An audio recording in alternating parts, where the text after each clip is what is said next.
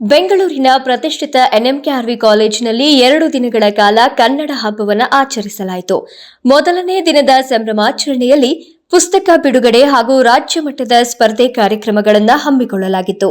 ಈ ಕಾರ್ಯಕ್ರಮವನ್ನು ಉದ್ಘಾಟಿಸಿ ಹಾಗೂ ಕನಸು ಕೃತಿಯನ್ನ ಲೋಕಾರ್ಪಣೆಗೊಳಿಸಿ ಮಾತನಾಡಿದ ಖ್ಯಾತ ಸಾಹಿತಿ, ಚಲನಚಿತ್ರ ನಿರ್ದೇಶಕ, ರಾಷ್ಟ್ರಮಟ್ಟದ ಪ್ರಶಸ್ತಿ ವಿಜೇತ ನಾಗತಿಹಳ್ಳಿ ಚಂದ್ರಶೇಖರ್ ಅವರು ಇವತ್ತಿಗೂ ಕೂಡ ಕನ್ನಡಕ್ಕೆ ಸರಿಯಾದ ಜಲನೀತಿ, ಶಿಕ್ಷಣ ನೀತಿ, ಉದ್ಯೋಗ ನೀತಿ ಇಲ್ಲ.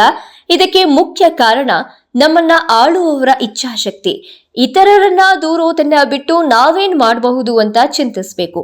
ಪ್ರತಿಯೊಬ್ಬ ವ್ಯಕ್ತಿ ಕನ್ನಡ ನಾಡು ನುಡಿಯ ಬಗ್ಗೆ ಚಿಂತಿಸಬೇಕು. ಕನ್ನಡ ಭಾಷೆ ಎದುರಿಸ್ತಾ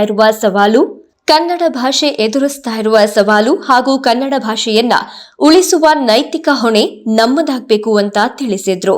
ಇನ್ನು ಈ ಕಾರ್ಯಕ್ರಮದ ಅಧ್ಯಕ್ಷತೆಯನ್ನ ವಹಿಸಿದ್ದ ಎನ್ಎಂಕೆಆರ್ವಿ ಮಹಿಳಾ ಕಾಲೇಜಿನ ಅಧ್ಯಕ್ಷೆ ಮಾಯಾಚಂದ್ರ ಅವರು ಮಾತನಾಡಿ, ಕನ್ನಡವನ್ನ ದಿನನಿತ್ಯ ಉಪಯೋಗಿಸಿ ಅಷ್ಟೇ ಅಲ್ಲದೆ ನಮ್ಮ ಭಾಷೆಯನ್ನ ಇನ್ನೊಬ್ಬರಿಗೆ ಕಲಿಸುವಂತಹ ಕೆಲಸವನ್ನ ಕೂಡ ಮಾಡಬೇಕು.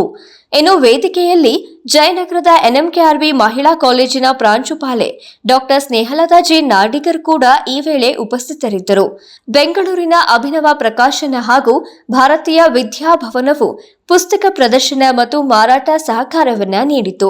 ಇನ್ನು 2ನೇ ದಿನದಂದು ಕಾಲೇಜಿನ ವಿದ್ಯಾರ್ಥಿನಿಯರು ಸಾಂಸ್ಕೃತಿಕ ಪ್ರದರ್ಶನಗಳನ್ನ ನೀಡಿದ್ರು. ಅಲ್ಲದೆ ಮಧ್ಯಾಹ್ನ 2 ಗಂಟೆಗೆ ಜಯನಗರ ವಿಧಾನಸಭಾ ಕ್ಷೇತ್ರದ ಸದಸ್ಯರಾದ ಸಿಕೆ ರಾಮಮೂರ್ತಿ ಅವರು ಮೆರವಣಿಗೆಗೆ ಚಾಲನೆಯನ್ನ ನೀಡಿದ್ರು.